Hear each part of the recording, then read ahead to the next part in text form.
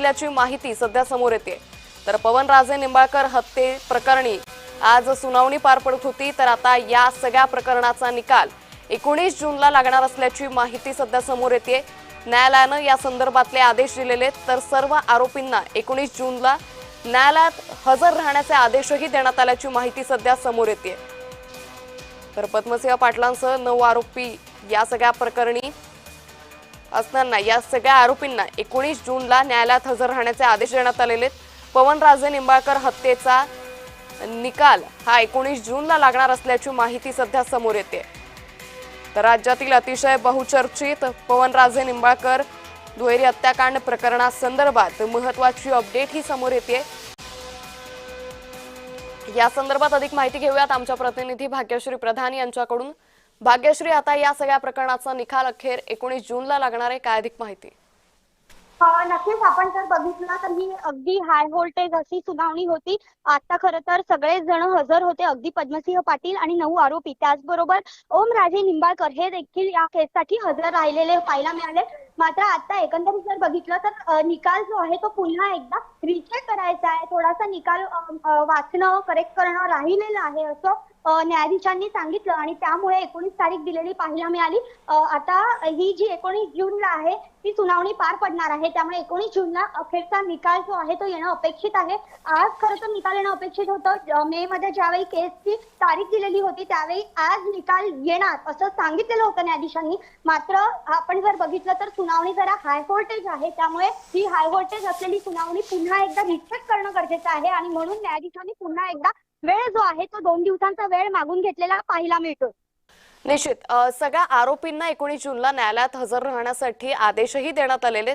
हे सर्व आरोपी उपस्थित राहतील का, की पुन्हा एकदा ही तारीख पुढे ढकलली जाण्याची काही शक्यता आहे?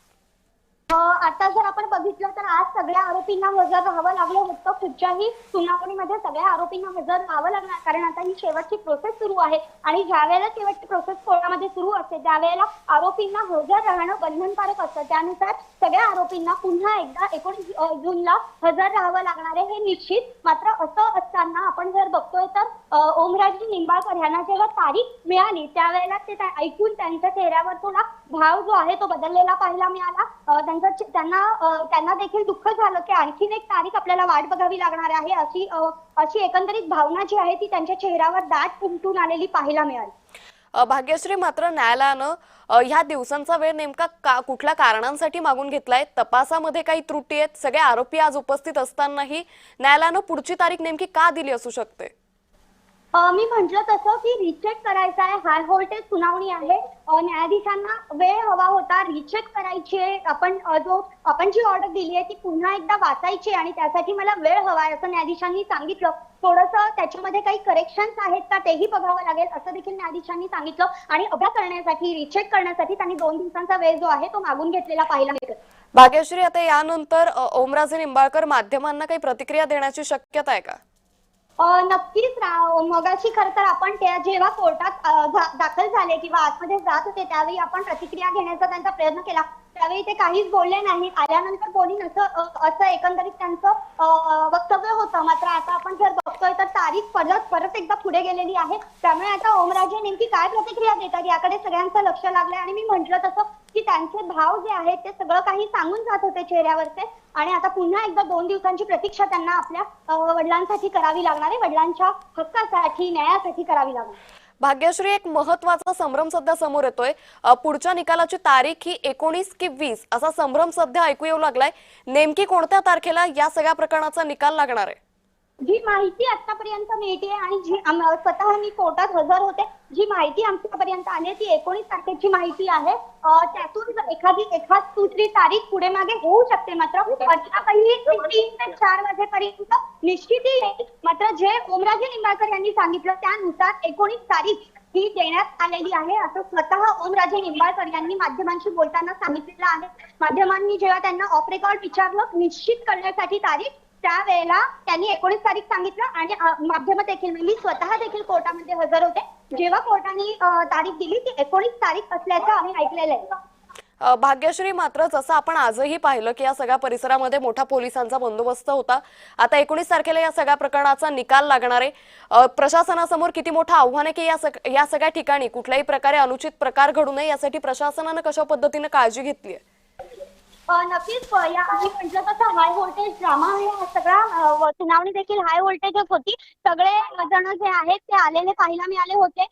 दोन्ही साईडच्या बाजू इथे उपस्थित होत्या, त्यामुळे पोलिसांना तेवढी काळजी घेणं गरजेचं होतं. त्यानुसार पोलीस बंदोबस्त तैनात होता. आता 19 तारखेला देखील एवढाच पोलीस बंदोबस्त तैनात करावा लागणार आहे, कारण गर्दी कार्यकर्त्यांची देखील मोठ्या प्रमाणात असते, माध्यमं देखील असतात, त्याचबरोबर इतर सगळे दोन्ही बाजूचे कार्यकर्ते मोठ्या प्रमाणात हजर असतात. त्यामुळे कुठेही प्रकारे कायदा सुव्यवस्थेची खिल्ली उडू नये यासाठी पोलीस नेहमी प्रयत्नशील असतात आणि त्यानुसार आज देखील प्रयत्नशील होते पोलीस आणि तैनात करण्यात आले होते मोठ्या प्रमाणात कोर्ट परिसरात. भाग्यश्री, आणखी एक महत्त्वाचा मुद्दा, पवनराजे निंबाळकर यांचे चालक समद काझी यांचाही या गोळीबारात मृत्यू झाला होता. त्यांचे कुटुंबीय आज उपस्थित होते का आणि 19 तारखेलाही ते उपस्थित राहणार आहेत का? नक्कीच त्यांचे कुटुंब आज उपस्थित होते आणि त्याचबरोबर आपण बघितलं की ओमराजे निंबाळकर स्वतः उपस्थित होते, पद्मसिंह पाटील स्वतः उपस्थित होते, त्यांचे कार्यकर्ते, त्यांचे घरचे सगळेच जण, दोन्ही पार्टीकडचे, दोन्ही कार्यकर्ते, दोन्ही परिवारातले कुटुंब सगळे इथे उपस्थित असल्याचं पाहायला मिळालं. ओमराजेंची तर अख्खीच्या अख्खी फॅमिली जी आहे कुटुंबियासह ओमराजे इथे आलेले पाहायला मिळतात. भाग्यश्री, एक महत्त्वाचा मुद्दा, ज्या पद्धतीने तुम्ही म्हणालात की तुम्ही न्यायालयात उपस्थित होत्या, सीबीआयनं जो तपास केलेला आहे त्याचा कल नेमका कोणाच्या बाजूने, कशा पद्धतीनं निकाल येण्याची शक्यता वर्तवली जाते? सीबीआयचा जो कल आहे तो जर आपण बघितला तर जो दावा होता तो होता सीबीआयचा होता की 35 लाख रुपये सुपारी दिलेली आहे आणि हत्या करण्यासाठी सांगितलेलं आहे. खरं तर धाराशिव हा जिल्हा जर आपण बघितला तर धाराशिवचं राजकारण पूर्ण पद्मसिंह पाटील परिवार आणि त्याचबरोबर ओमराजे निंबाळकर परिवार या म्हणजे पवनराजे निंबाळकर परिवार या सगळ्या परिवाराशी जोडलेला आहे आणि त्याच सगळ्या पार्श्वभूमीवर आपण बघतोय की एकंदरीतच राजकीय वैमनस्य असेल किंवा राजकीय काही भांडणं असतील, या सगळ्यातनं हे गोष्टी घडलेल्या होत्या आणि त्यामुळे आपण जर बघितलं तर हे सगळं आता निकाल खूप महत्वाचा ठरणार आहे. येणारा निकाल खूप महत्वाचा असणार राजकीय दृष्ट्या देखील, कारण एक आहे की पद्मसिंह पाटील जर आपण बघितलं तर स्वतः सुनेत्रा पवार यांचे ते बंधू देखील आहेत, माजी गृहमंत्री देखील राहिलेले आहेत, मोठी राजकीय वारसा त्यांच्या मागे देखील आहे आणि ओमराजे निंबाळकर यांच्या मागे देखील तितकाच मोठा राजकीय वारसा असलेला पाहायला मिळतो. भाग्यश्री, आणखी एक महत्त्वाचा मुद्दा, गेल्या 20 वर्षांपासून या प्रकरणामध्ये सुनावणी होत आहे, तारखांवर तारखा मिळत आहेत. आता पुन्हा एकदा एक तारीख देण्यात आली आहे, 19 जूनला याचा निकाल लागेल. कुठेतरी निंबाळकर कुटुंबियांसाठी ही निराशा आहे का? नक्कीच मी मगाशीच म्हटलं तसं की निंबाळकर जेव्हा ओमराजेंना कळलं की तारीख देण्यात आली त्याच वेळेला ओमराजेंचा चेहरा जो आहे तो पडलेला पाहायला मिळाला. त्यांच्या चेहऱ्यावरचे भाव जे आहेत ते निराश झाले पाहायला मिळाले, कारण आणखी 2 ते 3 दिवस त्यांच्या वडिलांच्या हक्कासाठी, न्यायासाठी त्यांना प्रतीक्षा करावी लागणार आहे आणि त्यासाठी ते कुठेतरी खचू झालेले देखील पाहायला मिळाले. त्यामुळे आता प्रतिक्रिया ते देतात का, माध्यमांशी ते बोलतात का आणि त्यावेळेला ते काय बोलतायत हे बघणं महत्वाचं ठरणार. निश्चित. त्यामुळे ओमराजे निंबाळकरांच्या या प्रतिक्रियाकडे आपलंही लक्ष असेल. तुर्तास खूप धन्यवाद भाग्यश्री, आपण दिलेल्या या सगळ्या सविस्तर माहितीसाठी. एकंदरीतच निकाल देण्यासाठी आणखी